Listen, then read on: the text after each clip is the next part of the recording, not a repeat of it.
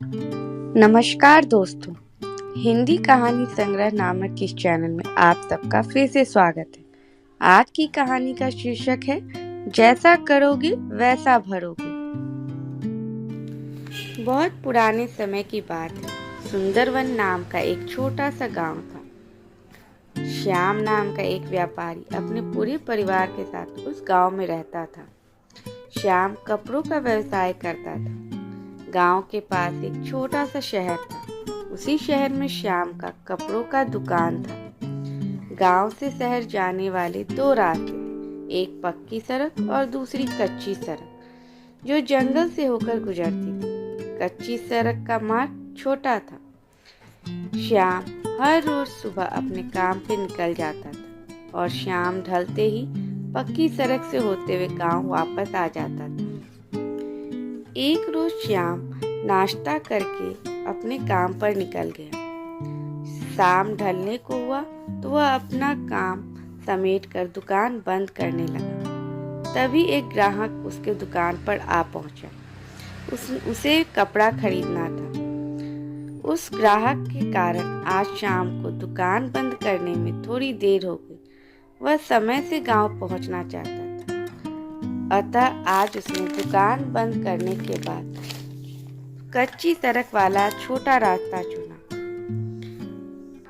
कच्ची सड़क पे जाते जाते जब उसने थोड़ी सी दूरी तय कर ली थी, तभी उसने सामने शेर को आता हुआ देखा। शेर को देखते ही वह हक्का बक्का रह गया। उसे समझ नहीं आ रहा था कि वह अब क्या करे। शेर उसके करीब आने लग गया और थोड़ी देर के बाद जब शेर उसके पास आया तो वह उसके पास आकर के बैठ गया।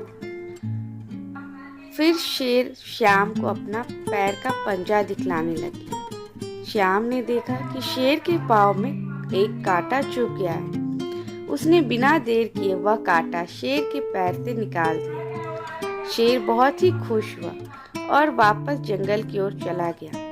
श्याम भी जल्दी जल्दी घर वापस आ गया।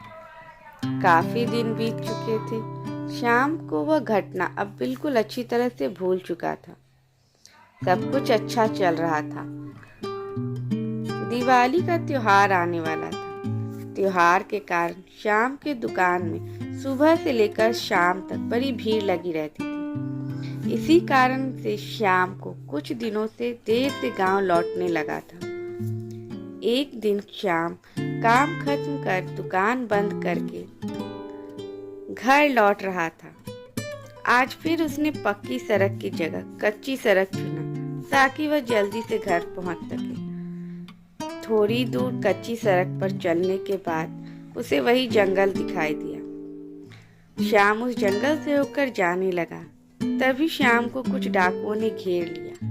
डाकुओं ने श्याम से सारा पैसा जबरदस्ती छीन लिया। श्याम ने डाकुओं से विनती की कि अब वह उसे जाने दे, किंतु डाकुओं ने श्याम से दुकान की चाबी मांगने लगा। श्याम ने मना किया तो डाकुओं ने उन्हें श्याम को मारने की धमकी दी। श्याम डर से कांपने लगा। उसे समझ नहीं आ रहा था कि वह डाकुओं से कैसे पीछा छुड़ाए।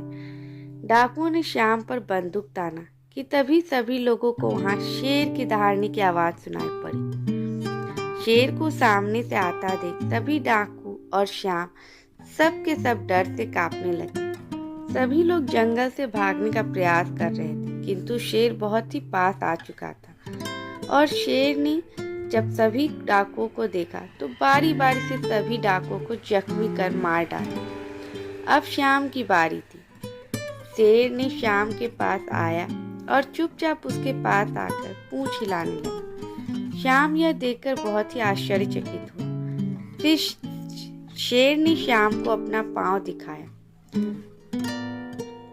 पाँव देख करके श्याम को अपनी वही पुरानी घटना याद आ गई जब उसने शेर की मदद की थी। यह याद आते ही श्याम खुशी से उछल पड़ा और शेर को अपनी जान बचाने के लिए धन्यवाद कहने लगा। श्याम वापस घर आकर अपनी पत्नी को सारी बात बताने लगा और भगवान को धन्यवाद भी कहा। शिक्षा: हम जैसा कर्म करते हैं हमें वैसा ही फल मिलता है। अच्छा कर्म करने पर उसका फल हमें एक न एक दिन अवश्य मिलता है। अगर आपको यह कहानी पसंद आई तो मेरे चैनल को लाइक शेयर और सब्सक्राइब जरूर करें।